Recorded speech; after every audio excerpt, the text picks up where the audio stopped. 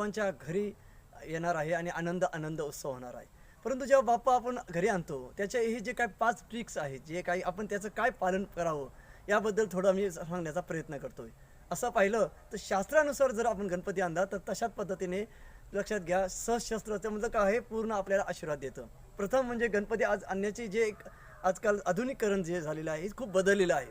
पूर्वीचं काय, गणपती जर आणण्याचा जर असेल, तर शास्त्रात असं लिहिलं आहे, की वर्षभर आपण काय करतो, वर्षभर आपण गणपतीच्या चरणावर डोकं ठेवतो. पण हा एक असा दिवस आहे, की गणपती आपल्या डोक्यावर चरण ठेवेल, हा एक असा दिवस असतो. मग त्याच्यासाठी कारखान्यातून किंवा जिथे गणपती बनतं, तिथून आणताना जो गणपती आणताना छोटा गणपती आणा, जेणेकरून तो आपल्या डोक्यावर येईल. डोक्यावरच आणायचं, की त्याचं चरण, ते बाप्पाचं चरण आपल्या डोक्याला लागतील. हा पहिली भाग. परंतु काही लोक आहे, कारणे आणतात, कारणे नेतात. आणि जर तुम्हाला मोठा गणपती असेल, तर त्याच्यासोबत नक्की एक छोटा गणपती घ्या, की जो तो आपल्याला डोक्यावर घेता येईल. लक्षात घ्या, म्हणजे त्या गणपतीचं जे चरण आहे आपल्या डोक्याला लागलं पाहिजे, जेणेकरून हा एक आपलं देहाचं आणि आपल्या जन्माचं भाग्याची गोष्ट आहे. दुसरं जे आहे, ज्यावेळेला आपण गणपती आणतो, तो गणपती बसलेल्या स्वरूपात असावा, हे महत्त्वाचं. की आपण एखाद्याला पाहुण्याला आपण बोलवलं आणि त्याला आपण 5 दिवस, 7 दिवस, 12 दिवस उभा ठेवला तर चालेल का? तसा तऱ्हेने तो आसनस्थ असेल, मग तो सिंहासनावर, कमलावर अशा तऱ्हेने बसलेला, जेणेकरून आपले अतिथी देवो आपण जी सेवा करतो, जी सेवा तो गणपती प्राशन घेईल, आपण काय आहे ते त्याचा आनंदातून उपभोग घेईल.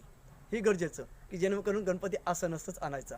तिसरं कारण आहे, की ज्या वेळेला गणपती आपण स्थापना करतो, त्यावेळी कमीत कमी 5 जणांचा तर प्रतिष्ठापनेसाठी हात लागणं गरजेचं आहे. जे पंचायतन तन म्हणून सांगितलं गेलेलं आहे. खूप गरजेचं आहे, की ते लक्षात घ्या, 5 जणांचा. मग त्याला ब्राह्मणाची गरज आहे याची गरज नाही.